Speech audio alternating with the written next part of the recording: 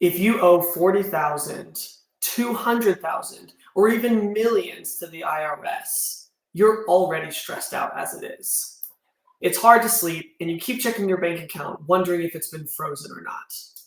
One morning, bam, your accounts have been cleared out. You didn't get a letter or a warning, and now your money is just gone. How are you going to pay your bills? How are you going to get gas? You don't know what to do. What should you do? Get help.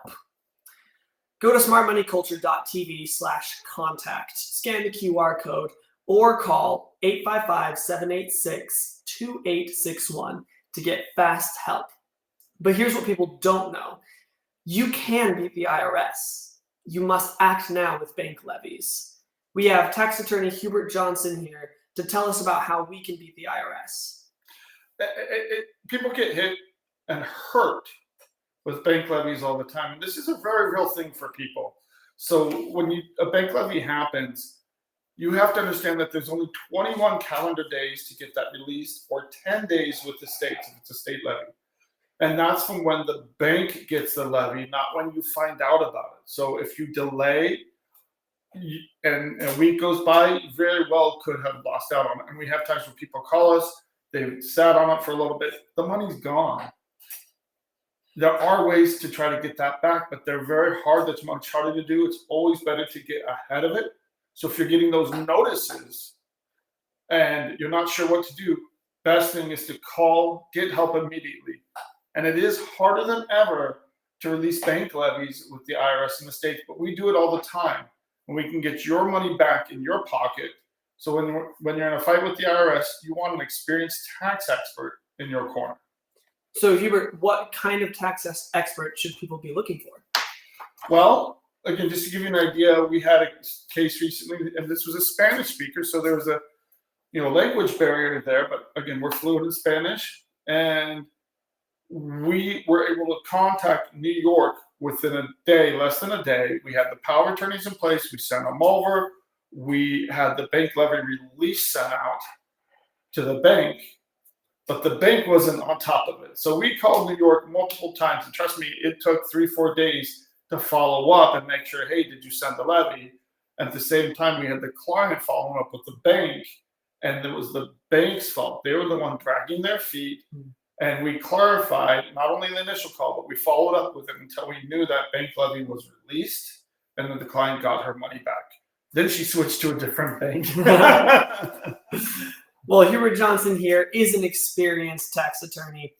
He's an experienced tax expert. He has 16 years of experience personally resolving cases. He was a tax professor, co-wrote 2 books, and trains other tax professionals and attorneys on tax issues. So my next question, Hubert, is what are some of the biggest mistakes that people make?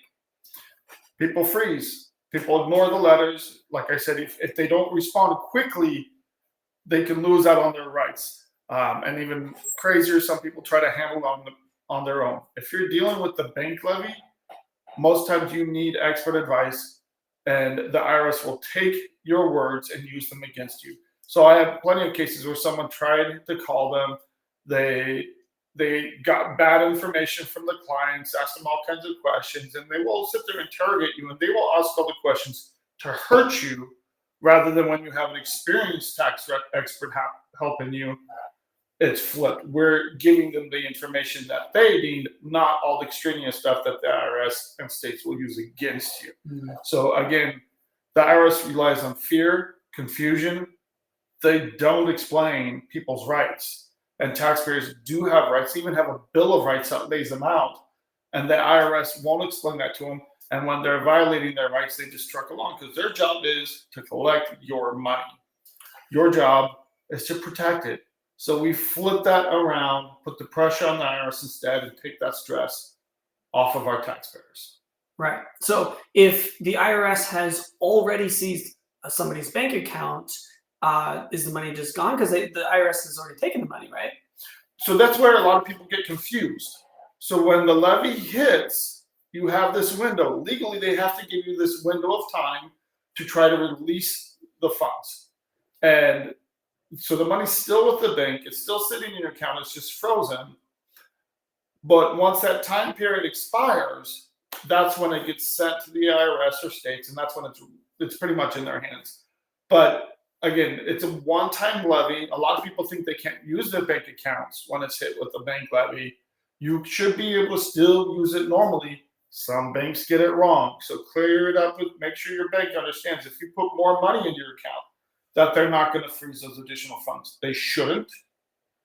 And we can get those released very quickly if we can, again, it's so much easier to get expert advice. And when I've told and explained this to plenty of bank managers, how to take care of their clients in the right way. And I've sent them, regulations directly from the IRS on how to do it right. Well, it definitely sounds like experience wins. The IRS is intimidating, but you can beat them. If you're facing 20,000 or even millions in debt, don't go into that fight without the right weapon. You should go to smartmoneyculture.tv/contact, scan the QR code on the screen, or call 855-786-2861.